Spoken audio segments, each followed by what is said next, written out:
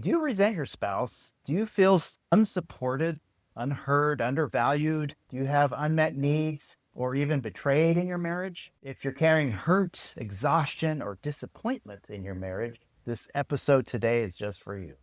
Today we're going to be talking about resentment, how it builds, how we get stuck in it and can't get out of it, how we start seeing our spouse as an enemy, and most importantly, we're going to talk about how to get unstuck from those feelings that are pulling a marriage down. Welcome to Marriage IQ, the podcast helping you become an intelligent spouse. I'm Heidi Hastings. And I'm Scott Hastings. I read a really fantastic article this week from Psychology Today called Unshackle Your Resentment. And it's by Dr. Susie Ferrarello. And it really opened my eyes to some parts of what resentment is that I hadn't thought about before. It really helped me see it in a different way. So I would love to kind of explore together some of the things that she says about resentment and then share some of our own experiences with it. I'd love to do that. What is resentment, my love? That's a great question. I think we throw the word around interchangeably with the word anger sometimes. But really, resentment is long-term anger over some kind of wounding that's happened within the relationship that we just can't let go of. Okay, so what I hear you saying is anger is something that's kind of a short, quick thing that goes away.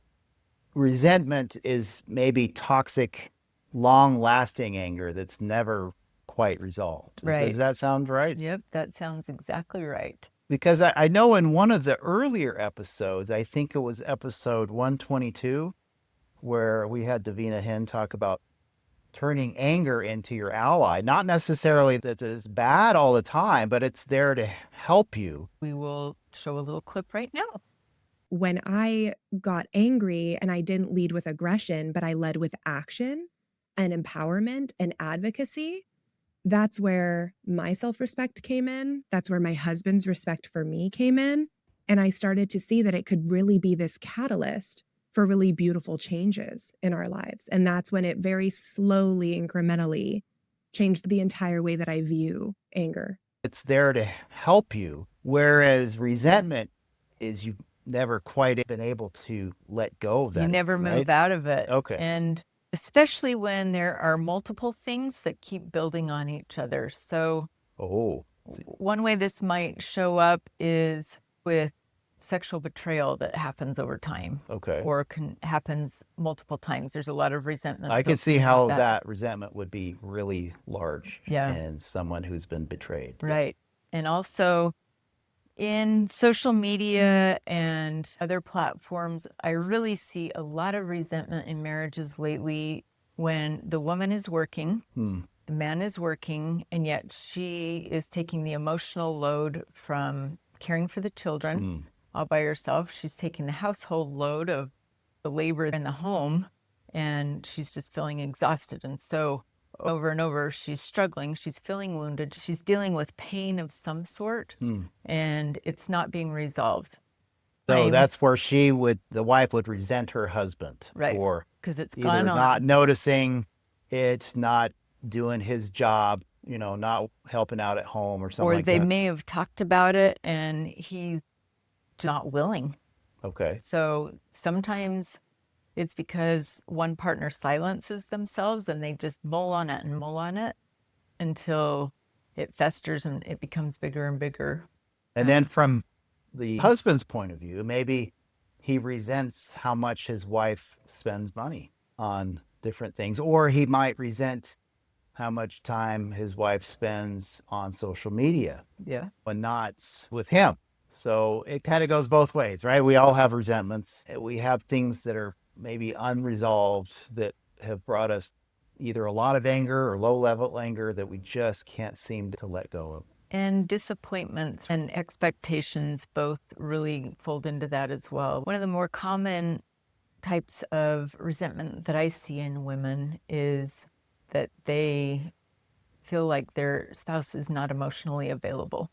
I get that. I get that a lot. There's a lot of guys who just emotionally are unavailable. They check out when they're home. Yeah, Why do they do that? for a lot of reasons that Doesn't guys matter. do. Yep. That's right. She had these expectations of a happily ever after relationship where she's cherished and where she feels like they have deep connection with each other. Typically, a lot of the focus is on kids. Okay. And so that does cause a lot of resentment, probably from both sides when the kids become the center of the relationship. Yes, I can see that too. A husband might resent his wife for spending a lot of time with children and putting her focus on children and not on him. And for whatever reason, if they are having sex, it's not deeply connecting. Mm-hmm. It's just kind of going through the motions. And Transactional. outside of the bedroom, there's really nothing. So it can go both ways. And what's the hardest to get out of is when I resent you and you resent me. We both made each other the enemy. Yeah, that's hard. Because when we're ruminating in the thoughts that start with anger, but again, long-term anger then moves into resentment, and it feels a lot like quicksand that we can't get out of. This is really touching on a nerve, I think, for a lot of people who are married and maybe they haven't even thought about it.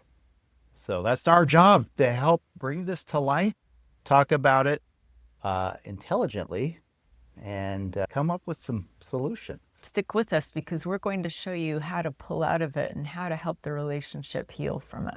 Yeah. So, Scott, Yes. have you personally ever felt resentful towards me?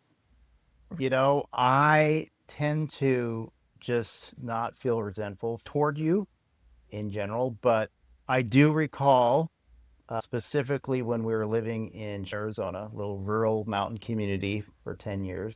There are some things that I resented, and one of them is one thing we just talked about, and that is putting our children as a priority. And I kind of felt like I was playing second fiddle to the children. And to any guys who might be listening, is this really a problem? Do you feel the same way, Do or you am I feel the just the same only way? guy who's going through it? We really want to know. If that's true, we probably need to do an episode on it. Yeah, there's a lot of men who have talked about that with me, that resentment that builds up because their wives are into their kids. That happened. It was hard. I can see that that was the case, being right there in the middle of How about those you? hard. I would imagine it'd be years. easy to resent me because I'm a very flawed individual. We both are very flawed. But that's how we learn and we grow, and that's how we become better, is by noticing some of those. But I would say shortly after we got married, you went to medical school, and that was really busy for 4 years. We didn't see a lot of you.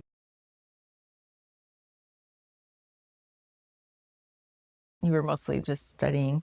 And then 3 years of residency, you were working 120 hours a week. And so I saw you about every third day, and you were usually sleeping most of the time. Plus, we owned a really old 1930s home, and In Fort Wayne, Indiana? it was a fun project to pull up the floors, pull off the wallpaper, paint, put in new light fixtures and new ceiling fans, and just make it so cute. I have not done anything crafty before or since that project. Home improvement. I was like, yeah, the handyman back then. Yeah. So we both knew that this was a limited time of our life, that it was going to be like that. Maybe in some ways we paused some parts of our marriage during that time, but when you got your first big, real job working as a physician, Yes. I thought everything was going to change, and all of the parts of that were going to go away, and we were going to be united as a family. We were going to be together on parenting, spend more time together as a family. And I think the first couple of years, not only were you seeing your patients in the clinic, but if they were hospitalized, you'd have to go see them in the morning, do rounds. And then after clinic, you would also go back to the hospital and do I work in rounds. the ER too. Yeah, that's right. And that was a lot. I worked nonstop, which made me into a better physician because I got to see everything. But I was always there. I remember having the conversation over and over again. Please, can you come home earlier? This is so hard. All of a sudden, instead of our little small home that we had in Indiana, we had a fairly large home. And with 4 little kids, I think between the ages of 2 and 12 or so, it was really, really hard to keep the house clean. We hadn't even put in a yard for at least a year or so. I remember a friend came over and helped me put in the sod. Maylene, bless her heart. She was so good. And the kids helped us. And I was trying to help out with the finances at the medical office, run kids where they went, go to lessons, get involved in sports, help with homework, science fair projects. And I felt really alone. And I felt like when I kept asking you, can you please be home earlier? It's just wearing on me. That was kind of like a wound, I guess, that was really hurting me. I remember feeling like I was about ready to have a heart attack with Hunter. Yeah, he was a very, hard very kid. stressful. He's great now. Such an angel now, but he was really, really hard. And I think through all of that, I started to gain more and more resentment. You know, I think it sounds to me, honey, that resentment is coming from both the anger that we might acknowledge and maybe anger that flies under the radar screen that we don't really even recognize is there. But I think that happens for a lot of us because we don't sit down with ourselves and ask ourselves, why do I feel this way? What is happening in my life to feel this way? And then bringing it to the forefront. I think that's probably the first thing today is that if you don't know what's bringing that resentment, you can't fix it. Right. And you're not going to talk about it with each other. And you're not even going to know to talk about it. You just resent your spouse.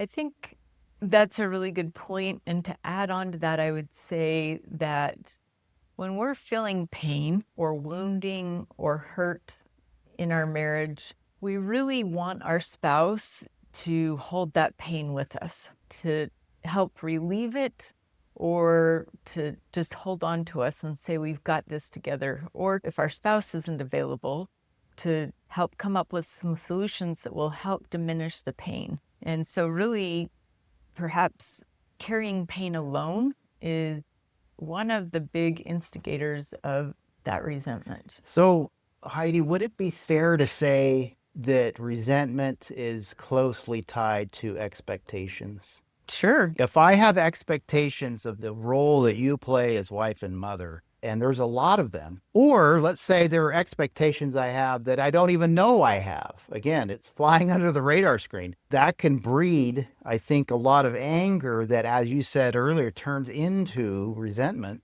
because I just have so many expectations of you and Right. you of me. We have a really great episode on expectations. Take a look at this. Dr. Jim McNulty from Florida State University in a study from 2016 found that high expectations don't work well if you have too much stress, too little time, or poor communication skills. So regardless of if you both are on the same page about some of the expectations, if you can't invest socially with communication skills or your time, or because you're too stressed, it's going to end poorly.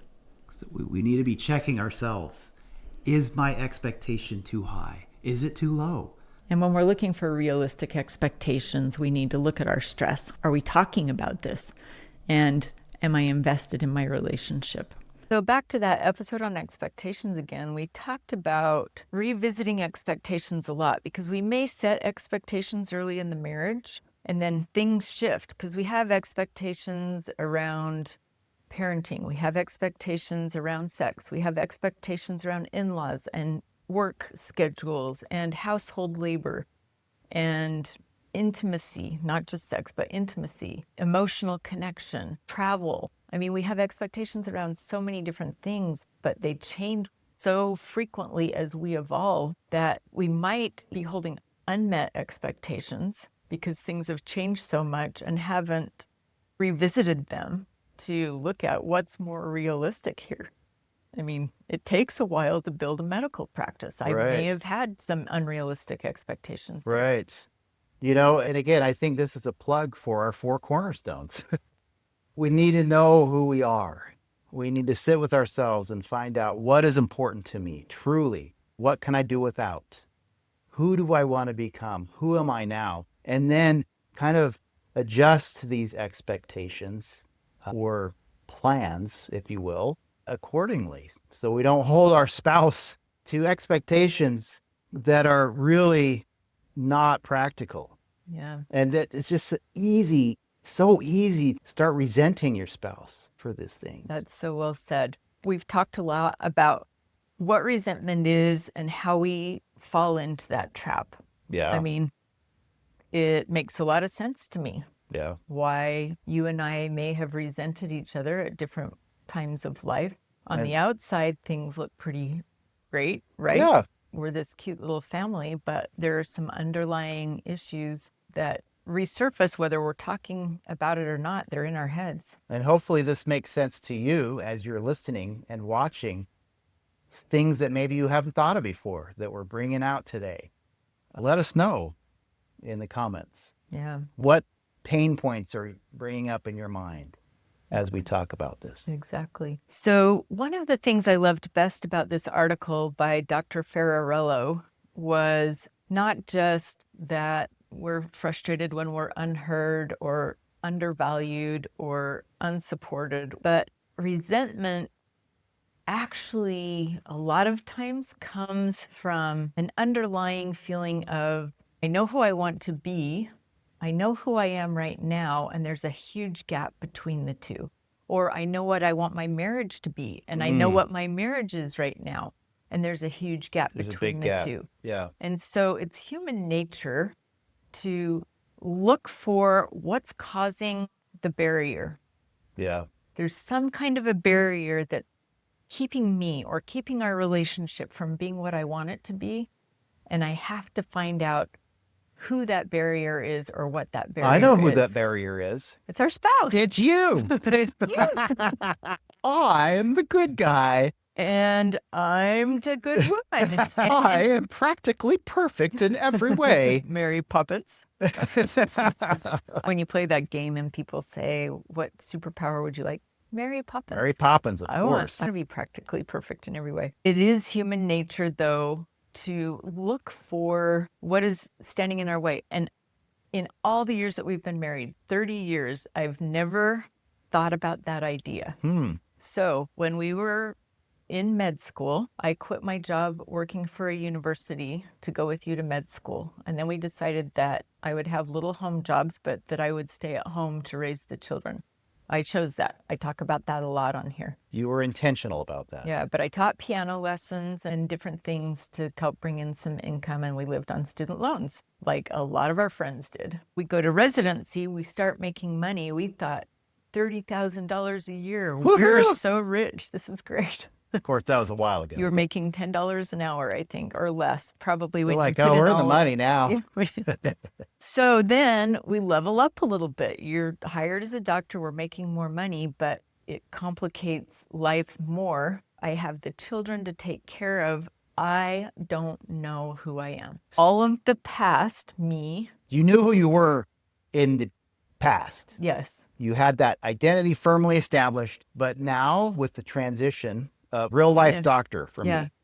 And that's when you really started to, like, you didn't know who you were. So I knew I was a wife and I knew I was a mother, and roles are super, super important, but roles are not our identity in and of themselves. Yeah. I'd lost huge touch with what my preferences are, what kind of music, but so many parts of who I am, I couldn't grasp onto. I just knew I'm not learning like I love to learn. I'm not progressing in life like I like to progress. Everything was put into everybody else. Yeah, that's a perfect setup for resentment because you don't even know who you want to be. Right. So everything makes you upset.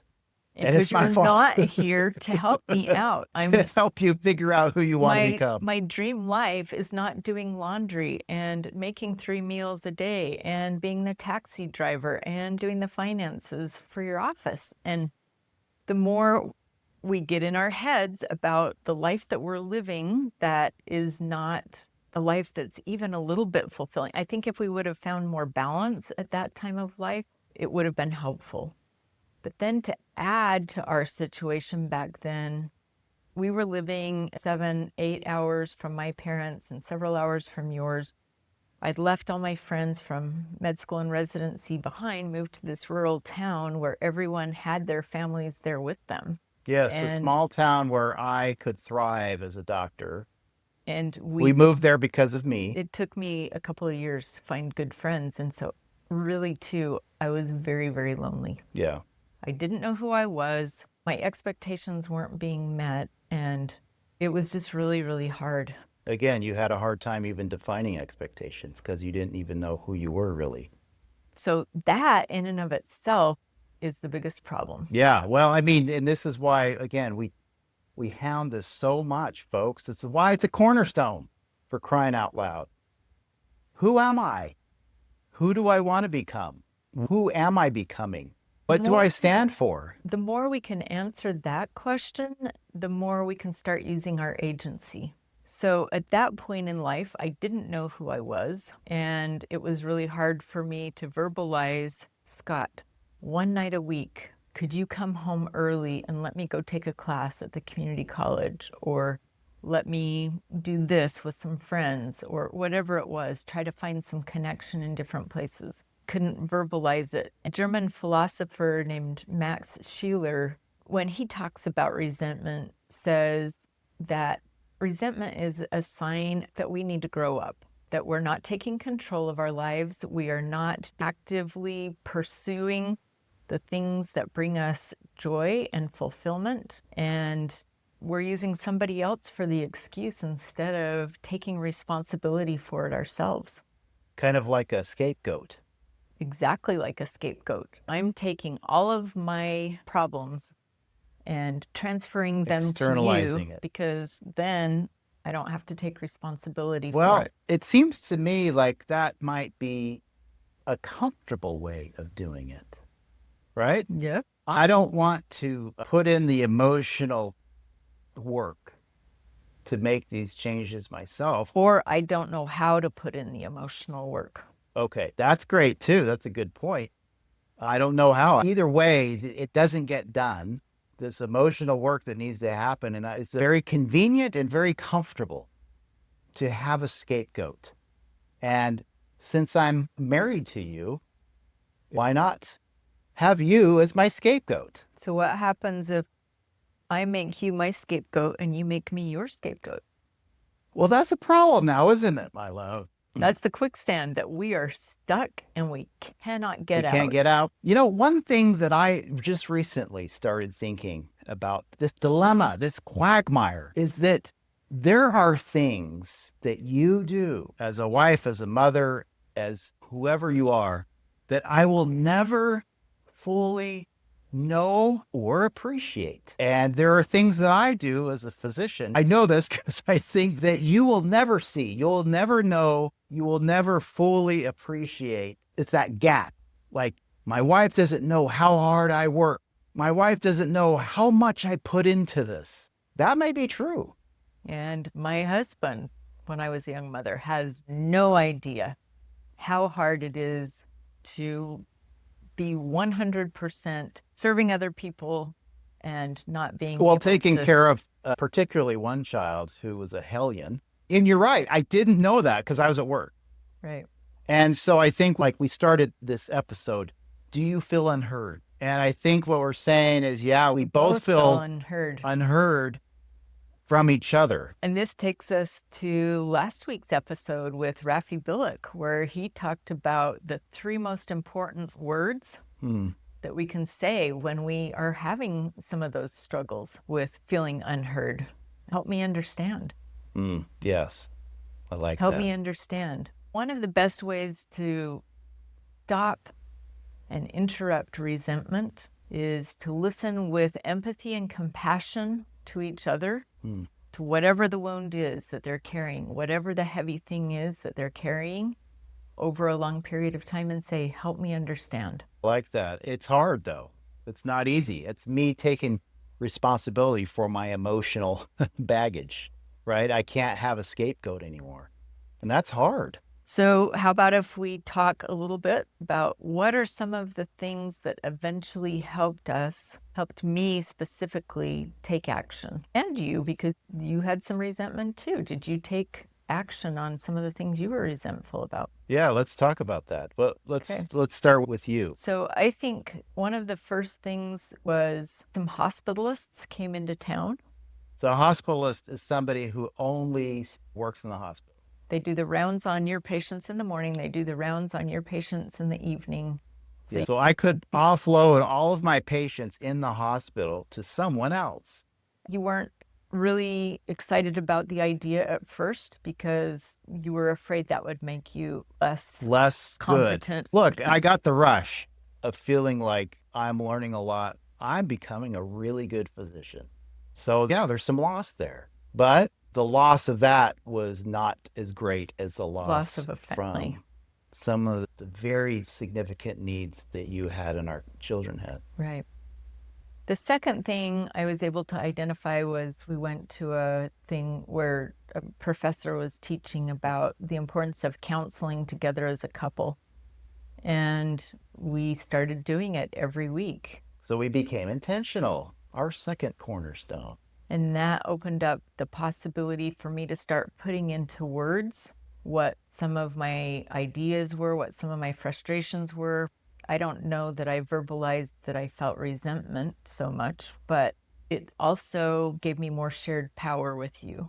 So is it safe to say that with these couples councils, because it's intentional, it's more formal, it gave you that space to now come up with the language to tell me who you are and what you want to do? Does that sound right? Exactly. And we made decisions together. We didn't have just you making the decisions because you're the breadwinner or the head of the household. We made those decisions together. So I started to feel like I was heard more, I was seen more, I was understood more. The third thing that I think really made a difference, so after we'd been in Arizona 10 years, we moved to Texas, and things were really, really hard here for quite a while. But like we talk about in our 30-year anniversary episode, we kept turning to each other. We give a little more detail of that there. Yeah, that's episode 132. Yep. You took a class on starting and building your own business, and somebody mentioned using QuickBooks online could shorten what I was spending many hours a week doing on the finances to maybe 5 hours a week because it was all automated. And for me, that was the best news. And so I came to you and said, I want to go back to graduate school. And that really gave me the opportunity to dive into something that was of great interest to me. So I think with those graduated steps of learning who I was again, it helped me drop the resentment. I took action. You took action. We took action. Yeah. So I took action by assessing the situation and cutting back in areas that I could. Right. And then we had the couples council intentionality, right? Where you had that space to find that language of who you want to become. Yeah. And then just taking action, right? So I don't wait for you to remove the barrier on everything. I mean, you did help when you did the hospitalist thing, but a lot of it took action on my own part, responsibility on my own part for becoming who I want to become. I think, too, you talk about space to develop who you are. This is a great time to plug our meditation episode, too. And a lot of people, I don't know why, they just don't meditate. I'm telling you, it's life-changing. It allows you to really come to yourself. Find out who you are. I think to make that shift in becoming who we need to become and who we want to become takes a lot of courage. The reason so many of us sit in resentment for so long is because it's pretty risky, and change can be scary. Yes. Indeed. And it was really, really scary to go back to graduate school. I knew it was who I wanted to be. It was what I wanted to do. Mm-hmm. I remember buying a bracelet that reminded me, be strong, be courageous. Mm-hmm. And as I'd walk across campus, I would keep looking at that. I just kept saying, I can do this. I can do this. The things that we want to become require courage, and they require taking out the barrier with our own agency, using our own self to find ourselves. That's a really great point, my love. I think for me, with that resentment with you, I let it fester. I let it build up underneath the surface until finally it just boiled out and we had kind of a blow up, so to speak. And as a result of that, I think we began to listen to each other more. Like, these are my pain points. They're not your pain points, but they're mine.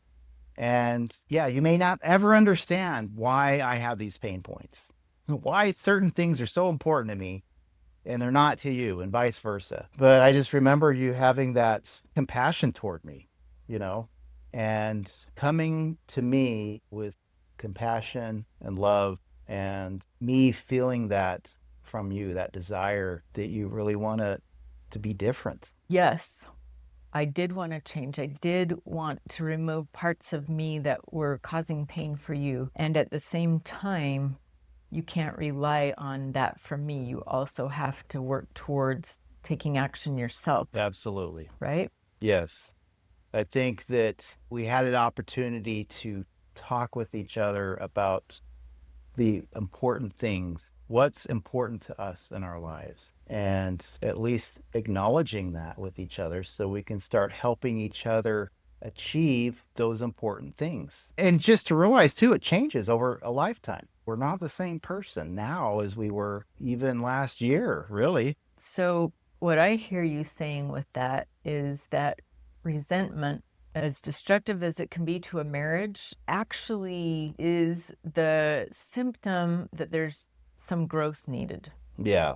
That I there's like some that. change needed, that we are on the precipice of something greater, of recreating our marriage, if you will, Shaking it up. of growing up, shaking it up and growing up as individuals. So growing up, putting on my big boy pants. Yeah, it's time to become emotionally mature in this relationship. It's time to step into my own agency and figure out who I am and what I'm going to do about the parts that are causing me pain. Scott, as we travel and we talk to a lot of people in a lot of different places, Yeah. and even around here, we've run into a lot of people that end up ending the marriage because the resentment's just too deep. At the same time, these people get into new relationships. There's a human need for connection, intimate connection with another person. It's not going away. We're not going to get rid of it. The culture's changing, but the need for human connection and intimacy will stay the same until the end of time. We might as well get used to that fact and work on these relationships instead of saying, oh, there's someone else for me out there that's more in tune with me. No, there's never going to be that person. Grow up in this relationship. This is the best one to grow up in most cases. Yeah. We never say you should stay in an abusive relationship, but Right. we do want to give you hope that things can change if you're aware. What is at the base of the resentment? Yes, the resentment is I'm unheard. There's unfair division of labor. There's unfair emotional equality. You hurt me. You betrayed me. All of that might be true, but underneath all of that, what is it that I'm not able to be because of these things going on? And what am I going to do about it? Right. To do about And you it? may have had some poor modeling by parents. You may have had a childhood that was hard. You may have some genetics that make it hard emotionally. Bipolar, depression, Trauma. these are all things, PTSD, all things that a lot of us have to deal with. And that also plays into this. My love, this all sounds great and good, but what happens when it happens again? I think maybe a lot of people, including us, it's one point or another, think, oh, I know this now. Therefore, in the future, I'm never going to have to deal with this again. And we're here to say that's not true. We're hurt again, and we become angry again, and it's not resolved at the time of the wounding. And so it festers and festers, and it becomes resentment again. And then you without think, us even recognizing yeah, you it. think, well, wait, I learned this before. I've already learned this. I should be over this. We're here to say that is not the case. What we are here to say is when it does happen again, you have more tools in your belts. When you have anger towards your spouse, address it quickly, and not by nagging or not by yelling or not by fighting, but by saying, help me understand. And then being empathetic, compassionate, and working together to come up with solutions. So I know that there's a lot of people out there hurting in their relationships and their marriages.